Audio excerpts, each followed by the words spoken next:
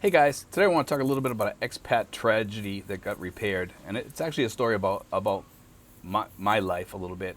And I've shared a lot of my life with you guys in the past and stuff like that. A lot of you guys know bits and pieces of it, but you don't know the whole story. And the reason why I want to tell the story is I've had people writing me telling me, that I ought to do a vlog that try to helps like some of the expats that come over here with some baggage or dirty laundry or mental health issues or what have you, and tell them how to, teach them how to seek help or how to get past that or whatever. And I've tried doing that a little bit here and there. We've tried, doing that. And if anybody's been through like really bad tragedies, I think I can kind of speak to that. I've been through a lot of stuff in my life, and I've always managed to get past it. I've tried to be a strong person, and sometimes it's difficult to get past some things, and it takes a long time to heal. And I'm going to tell you my story because my story is like one of those stories. Okay, it's kind of a very tragic story, and I'm not even going to tell you the whole story. I'm telling you most of it. And the people that are involved here, most of them I've forgiven and I've let it go, or I've moved past it because to hold on to that bitterness and that anger is just not worth it. It's just not worth it. Because it's just going to hurt your future. And when you come here to start your new life here, you got to learn to leave that stuff behind. And I'm still in touch with people at home, some people that I love very dearly, and some of the people that were some of the toxic people. I just had to let them go because I didn't want to bring that into my new life when I come over here. So I just had to let it go. And it's unfortunate that happens. And I forgive those people and stuff like that. Some of them have passed away. Some of them just don't talk to me anymore or whatever for their own reason or whatever. And I come over here and kick-started my life. But I want to tell this story because it's kind of a story that kind of shows that you can get past all your tragic past or whatever you guys come through. And I know a lot of expats, we all of us, all people go through tragedy at one time or another. But some of it is like different than others. And before I start the story, I want to say this, is that when you go through like a death or a divorce, it's really high up there on the stress level in your life, okay? It's like between like a 7 and a 10, that level can be. It's really, really high. It's very, very difficult, and it can be really, really rough on some people. So, like, divorce is the same thing because it's a death of a marriage. So it's really like a 7 to a 10. It can be very, very tragic on somebody because it takes a lot out of you and stress. And when those two things converge, it's even worse. It's worse. It puts your stress levels just to the limit and can even break a person. And my story is a little bit about that, okay? And I want to tell this story because it's kind of interesting, and I think it'll help a lot of people out there too that have gone through tragedies in their life, and they want to leave that behind and come over here, start their new life or whatever. And I think this is kind of a cool story you guys will enjoy. So I'm going to get right into it. What happened was, a long time ago, my dad, he was in the Chelsea Soldiers Home for Parkinson's disease. And while he was in there, I was going through a lot with dealing with all his stuff, his home and everything. I was put in charge of it. He told me exactly what he wanted done, and I was doing exactly as he wanted. And what happened was, people in the family started fighting over things and started getting attorneys and things like that all lined up to go after my dad and to go after me. And I was like, you know what, this is ridiculous, And then when we started taking care of the stuff, I just asked my father what he wanted done because he was still with it. He didn't have dementia or anything like that. He knew what he was doing. I had witnesses to attest to what he was saying. I had an attorney for him. I had everything. And what happened was, somebody in the family shot up my house with 6 bullets going into the house, okay? And what happened was, one bullet almost killed me. It hit the bottom of a cabinet. If it had gone a half an inch lower, it would have went through my heart. And the police officer put a stick through the window showing the trajectory of the bullet. He put a dowel through the window to show, and it would have went right through my heart. Okay, so it would have went directly into me. Somebody was aiming from outside the house, and it was meant to kill me.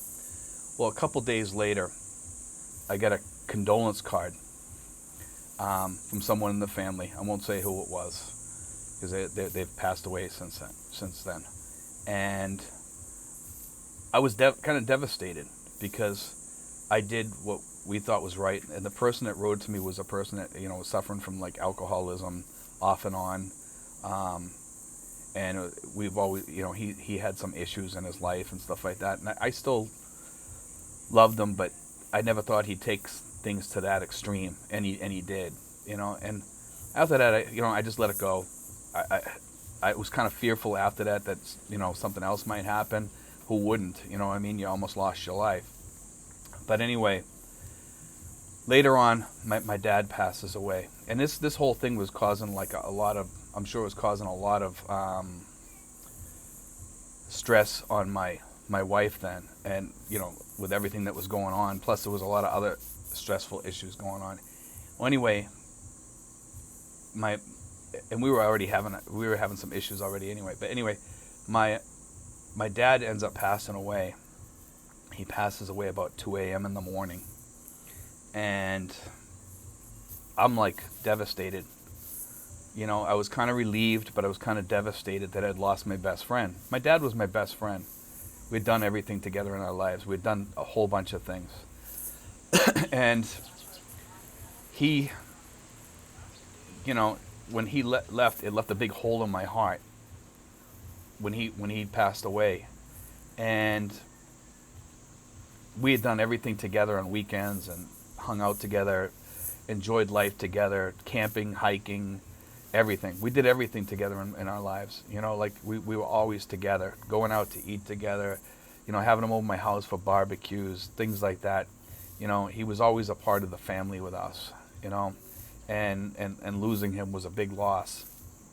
But anyway, the next morning after he passed away, I went to the funeral home, and I was sitting in the funeral home, and it was about 10 o'clock in the morning. It was about 8 hours after he had passed away. And my wife looks at me, she goes, "I got some bad news." And I'm like, "Well, what can it be any worse than, what's happening right now?" And she goes, "I want a divorce." I'm like, "What?"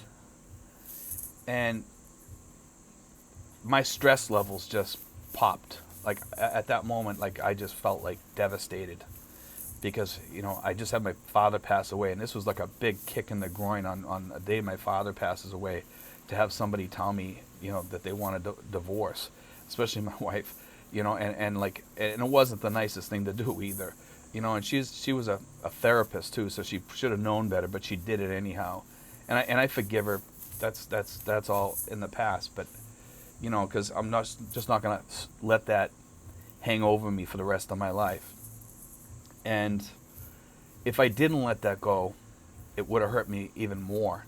But it took me a long time to let that go, and to get over to my father's death, because I didn't even get to grieve my father's death because of that. I never had time to really grieve my father's death. I didn't. It kind of robbed me of that, and I was kind of like angry, bitter, and I didn't know what to do. I had no sense of direction. I didn't know if I should try to fix the marriage. And she hung around the house for like maybe about 2 years after that, or a year after that, something like that. It was a long time.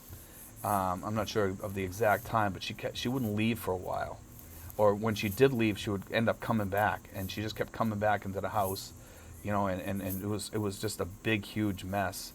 And it was even more devastating because it kept things going, kept that tragedy rolling, And I really wanted to fix all that and kind of repair myself, because I was so broken.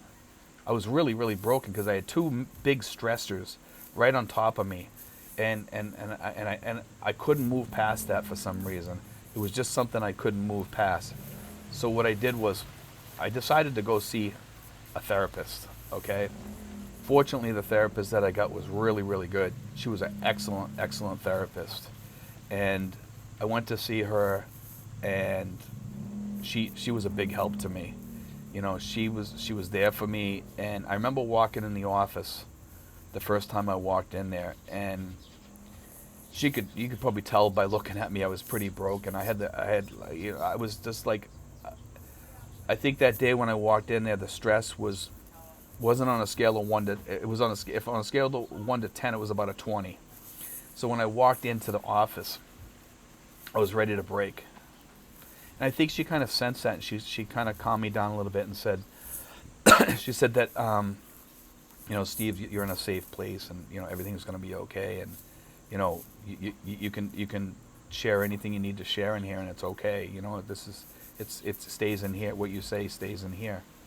And I remember breaking down. I was in tears because I really wanted to unload, and I remember telling her the story and telling her everything that had happened and everything, and feeling kind of like a big relief coming off me to be able to share that with somebody, besides somebody in the family or what have you, and I had I was talking to my sister about this too, but I needed to share it with somebody else that could kind of walk me through from outside the family, and by going with that therapist, I actually went there for like about, I think it was like 5 to 7 years or something like that. It was a long time. It was quite a long time. I'm not sure how long, but it was a long time. And let me tell you something. I know some therapists out there you might not feel comfortable with. Try to find one that you're comfortable with. And I was very comfortable with the therapist that I had. She happened to be a Christian therapist too. And me being a Christian, that was a big help. But I mean, that's part of the healing process. And if I had not gone to a therapist during that time, I think I would have been 10 times more broken, because it would have kept on hurting and hurting and hurting and hurting, and there would have been bitterness and anger and stuff like that. I don't have that bitter and anger anymore.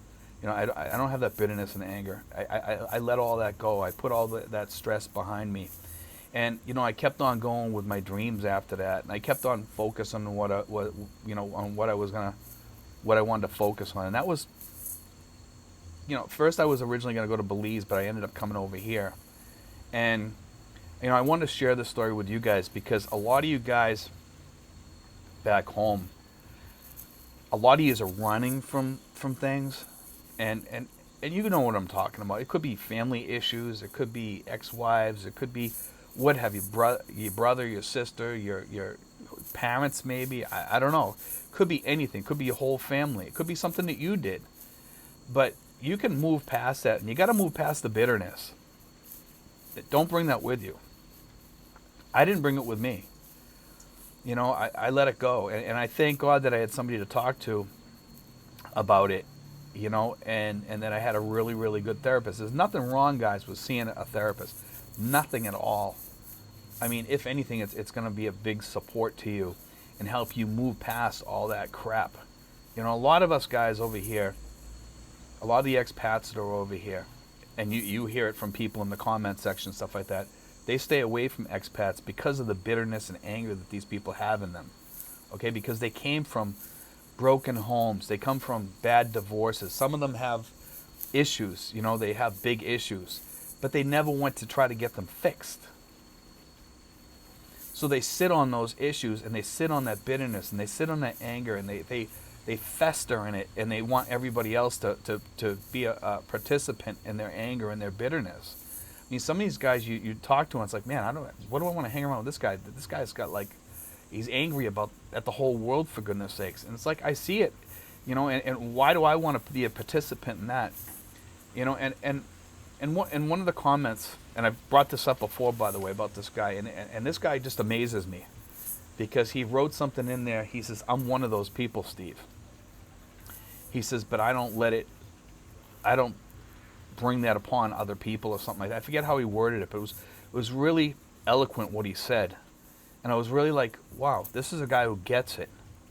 Maybe he can't get past some of that bitterness or that anger or what have you, but at least he's not bringing it down upon other people and hurting other people. And over here, when you get over here, we all want to be free of all that garbage and all that stress, and we don't want to be reminded of all that crap. We don't want to be. So when you bring your crap over here, you remind us of our crap that we left behind on the tarmac back there, and we don't want that. So don't bring it over here, guys. That's what I'm trying to tell you. And I hope that everybody can learn something from this little story today, and I hope to God that, you know, everybody, you know, back home, and even some of the guys over here, that they can learn to get past that. And sometimes you can work it out by yourself, you know, and sometimes you can't. And if you can, it's good to just have somebody to go talk to. And we have therapists over here in the Philippines you can go sit and talk to, and it's fairly cheap over here. It's not expensive, you know, and it might be worth it for you to just go let all that out, vent it out, you know. And you guys know who you are, you know. You guys know who you are. If you feel kind of broken, or you got a lot of issues from back home and you're still carrying that bitterness and anger with you, get rid of it, guys. Your life will be 10 times better. My life is 10 times better because I'm over that. You know, I'm not saying I'm 100% over it, but you'll never be there. Maybe you will. You know, maybe you'll get lucky and you'll be 100% over it. But, you know, I still have bits and pieces and fragments of that come back and bother me a little bit sometimes. And I'm not afraid to admit it, though. You know, but I don't let it become part of my life and wreck my life over here. I won't let it wreck my life over here. It's just not going to wreck my life over here. I don't want that to be a stressor in my life anymore. Because when I come over here, this is my new life. I don't want to hurt my family over here. I want my family to be at peace with me and happy with me. And you should feel the same way about your family. Don't bring stress upon your family, your girlfriend's kids, or your kids, or your wife, or whatever. Leave all that garbage behind, man. Get rid of that crap, you know. But I hope that helps you guys, because, I mean, I only told part of the story. It was much worse than that. Probably 10 times worse than that, you know. So you're just hearing part of the story, you know, and that was like a double stressor, because I had my father's death and the death of my marriage. But there was much more than that going on. There was much more, you know, and the people that were doing it to me knew that I was going through that stress, and yet continued to like pig pile me and like just pile up on me and just keep on doing it. Almost like, hey, let's do this to Steve, you know. And I was a good person. I didn't go around hurting people or anything, you know. I treated people reasonable and decent all the time. But you know something? Sometimes people are evil. They're evil, and they're gonna try to take you down. Don't let those people take you down. Don't, you know. Stand up, you know, and take care of yourself. Take care of your mental health issues. Take care of your stresses. Things like that. Make sure you get proper help for that. You know, whether it's going to church, whether it's prayer, meditation, or seeing a therapist, or talking it out with a good friend, or whatever way you like to alleviate that stress. But don't turn to drinking. Don't turn to drugs. Don't turn to all that garbage. Don't let this stuff get you down to that point. Don't ever let yourself get down to that point. You know, just, you know, make sure you look out for your being, for this thing right here, for your heart. Don't let that get bitter. Don't let those things hurt you from back then. Don't bring them here either, you know. But watch out for your heart right here, because if that heart gets broken, it's hard to repair sometimes, but it's possible to repair it. Okay. And the other thing is, don't let that heart, that broken heart, spew on everybody else around you. You know, don't let it do that. You know, guys, take care of yourselves. And like I said, don't bring it here. You know, you don't want to bring it here. This is your new life here. Remember, this is your new life here. Don't wreck it. Don't bring that bad piece of baggage with you and unload it and let all those little demons out. You know, because it's going to wreck your life over here. You know, you bring all that garbage over here and unleash it over here. You know, all your former baggage unleashed over here is like going to be worse, because you're going to be bitter. Okay, guys, let it go. You know, God bless, guys. I hope that helped. I really hope that I reached a few people out there with that, guys. God bless and take care.